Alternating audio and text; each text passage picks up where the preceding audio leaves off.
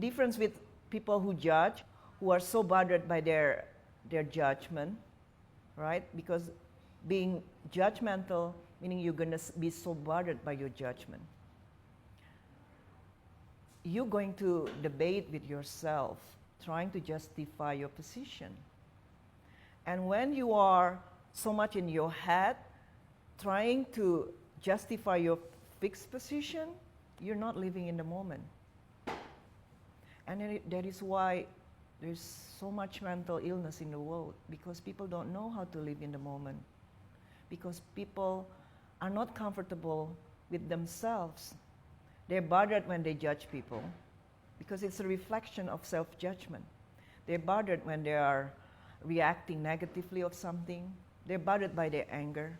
They're bothered by their depression and everything, because they haven't embraced everything about themselves. So, like I say, because I'm only angry twice a year, I can be anything when I'm angry. And because I don't bottle it up, I don't suppress or oppress my anger, I just let it all out. 2 minutes later, I'm fine. So there is no bad and good, or right or wrong about everything, anything. There is only helpful or not helpful. So ask yourself,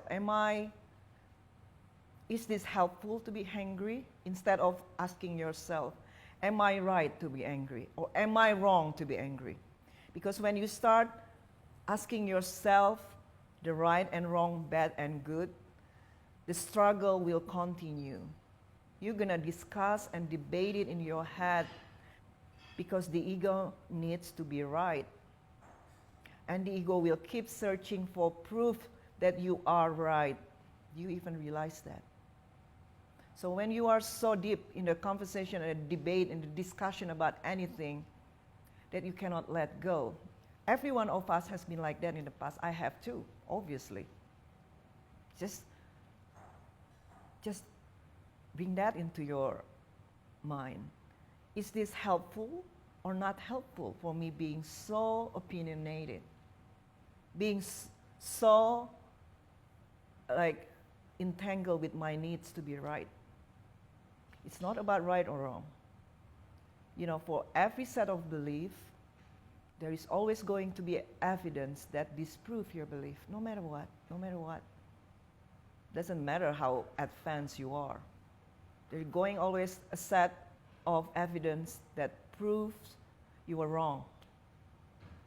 So, to approach life from the duality of right or wrong, good and bad, it's not going to help you emotionally. It's not.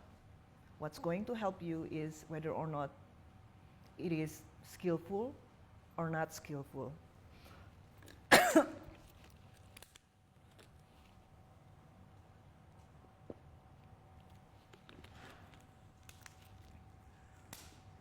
Whether or not it is helpful or not helpful. Whether or not it is functional or dysfunctional.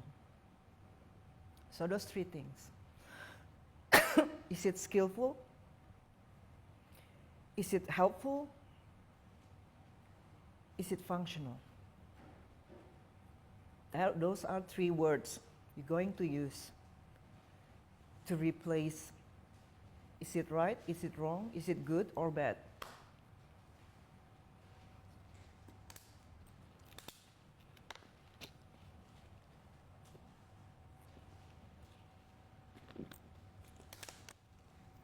So, slow down, silence, struggle-free, or non-striving. You think you have to struggle to be who you want to be. You think you have to struggle to get where you want to get. You think you have to struggle to progress in life. But it's the total opposite. You don't need to struggle. All my life, I've struggled so much. Never led me anywhere. You know, I had had insomnia in my 20s, like for probably months or a year or two. I wouldn't be able to sleep at night because I thought my life wasn't supposed to be where I was. So my mind was so busy trying to, you know, to progress in life. I needed to be acknowledged at something. I needed to be somebody. Like, I'm not who I want to be. You know, this is not me. I am broke. I don't know what to do.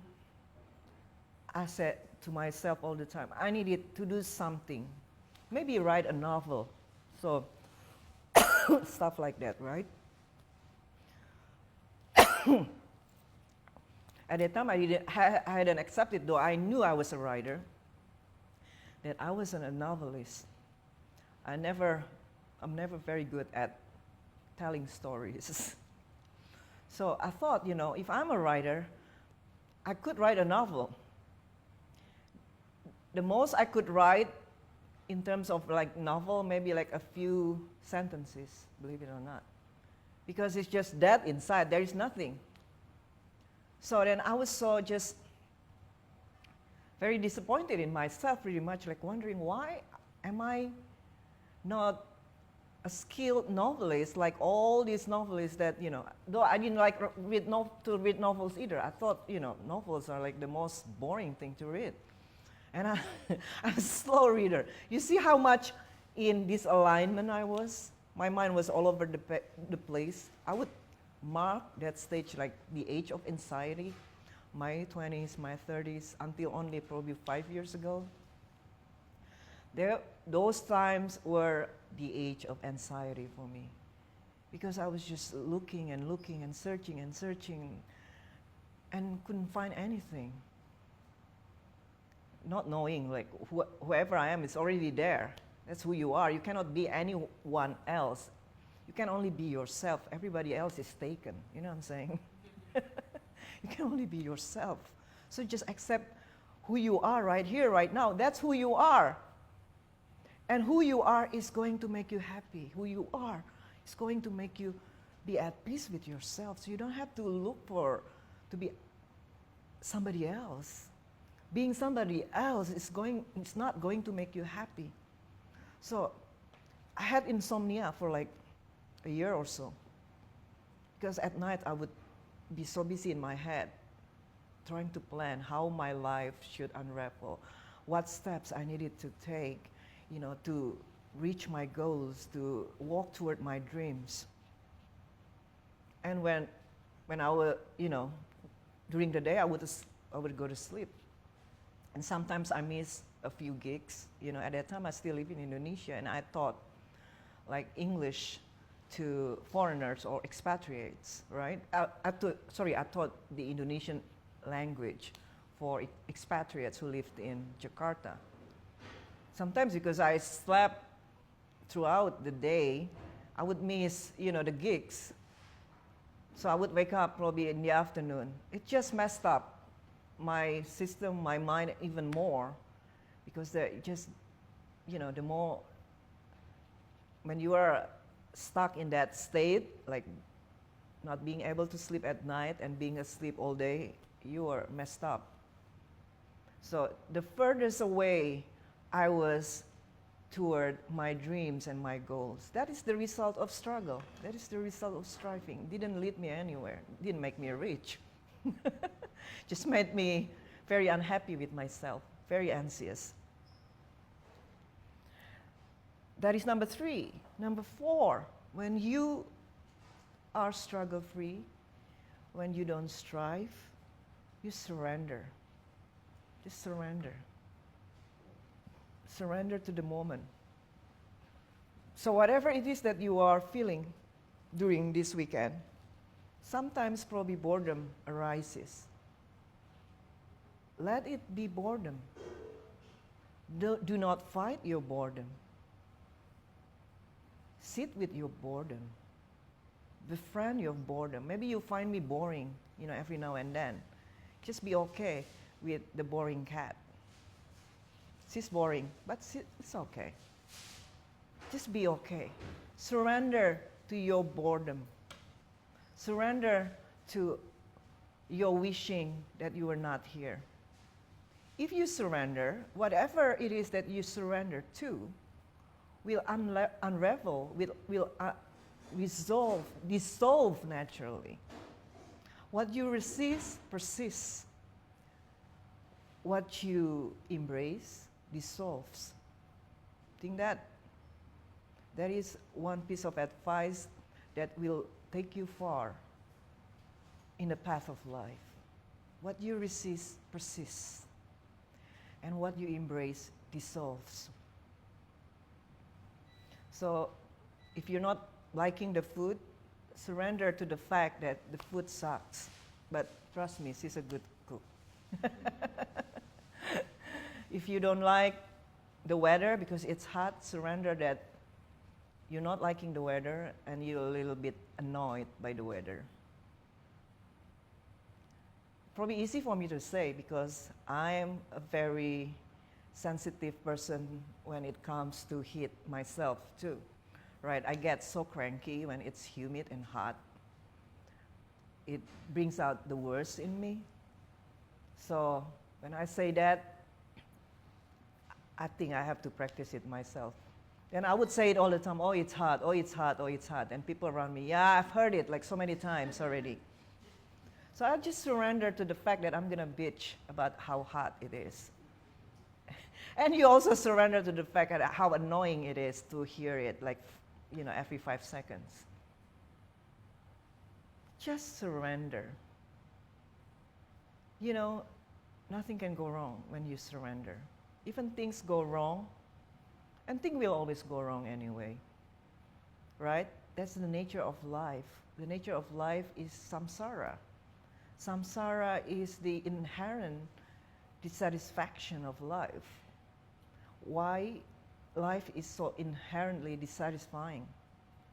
Because nothing is impermanent. Everything in a state of fluctuation. Nothing stays the same. Even when you're in love with someone, your feeling is not going to be in love 24/7. Some days you think, why am I with this person? Right? Like, I could have been so much better with someone else. Right? So, all this seduction about the world, that you can be in love, so totally in love, be passionate, having sex 24/7 by the fireplace. That is the idea of most women in a relationship, right? Because you want to have that kind of romantic life. You begin to see that all those fantasies, all those projections of the mind are hardly or rarely ever true. Yeah, you will have your passionate moments every now and then, you will have that sort of being so in love moments every now and then, but it's not going to be 24/7. It's not possible, so do not look for it. And you know that a lot of women, for example, in the group, they look for it. Good morning. That's okay. Hello, Chance. Hello, baby. How are you? We just started. That's okay. That's okay. So, women look for the holy grail of relationship. They think someday this very special knight in a shining armor